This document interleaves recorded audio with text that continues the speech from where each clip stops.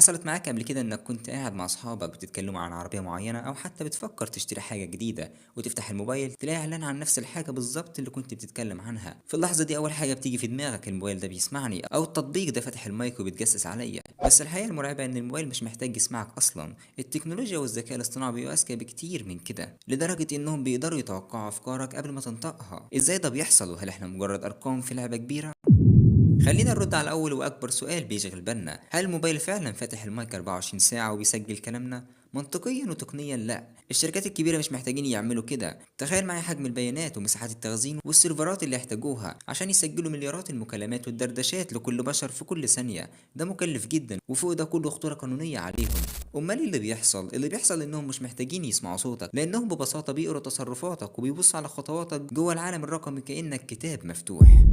الخوارزميات بتراقب كل حركة بتعملها على الشاشة، وقفت كام ثانية عند بوست معين وعملت لايك لإيه، ومن صحابك اللي بتكلمهم كتير وهم مهتمين بإيه، والأماكن اللي بتروحها بالجي بي اس. كل تفصيلة صغيرة بتعملها بتتجمع عشان تبني حاجة اسمها فيرتشوال بروفايل أو النموذج الافتراضي ليك. يعني ببساطة الذكاء الاصطناعي عمل نسخة منك جوه السيرفرات، نسخة عارفة انت بتحب ايه وبتكره ايه ومزاجك عامل ايه دلوقتي. فلما صاحبك اللي دايما بتخرج معاه يدور على ساعات سمارت، الخوارزميات بتستنتج انك بنسبة كبيرة هتكون مهتم انت كمان لانكم في نفس المكان وبتهتموا بنفس الحاجة. فترمي لك الاعلان وانت تتصدم وتقول الموبايل بيقرا افكاري. بس الموضوع مش بس التكنولوجيا، في خدعة تانية عقلك نفسه بيعملها فيك. هنا بقى بيجي دور علم النفس وتحديدا ظاهرة اسمها باترمينهوف فينومين أو frequency illusion، وهم التكرار. الظاهرة دي بتقول إيه؟ بتقول إن عقلك البشري لما بيركز في حاجات جديدة أو معلومة لسه سامعها بيبدأ يلاحظها في كل مكان.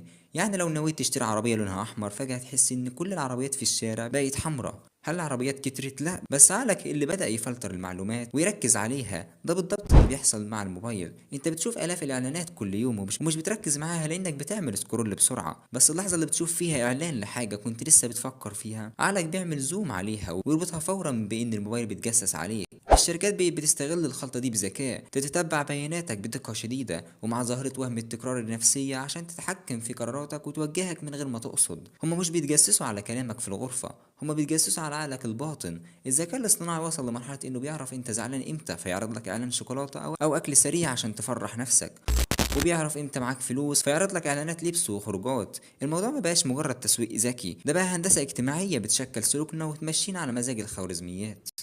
في النهاية خلاصة القصة دي، موبايلك مش محتاج ودن عشان يسمعك، لأن عنده عين تكنولوجية شايفة كل تفصيلة في حياتك الرقمية، وعقل اصطناعي قادر يحلل البصمة دي ويتوقع أفكارك بدقة مرعبة. التكنولوجيا ما بقتش بتخدمنا وبس، دي بقت بتدرسنا. وهنا بنوصل لسؤال مهم جدا، لو الخوارزميات بقت قادرة تفهمنا وتتوقع تصرفاتنا وتحللها أكتر من نفسنا، هل احنا فعلا اللي بناخد قراراتنا بإرادتنا الحرة، ولا احنا مجرد رد فعل لسطور من الأكواد البرمجية؟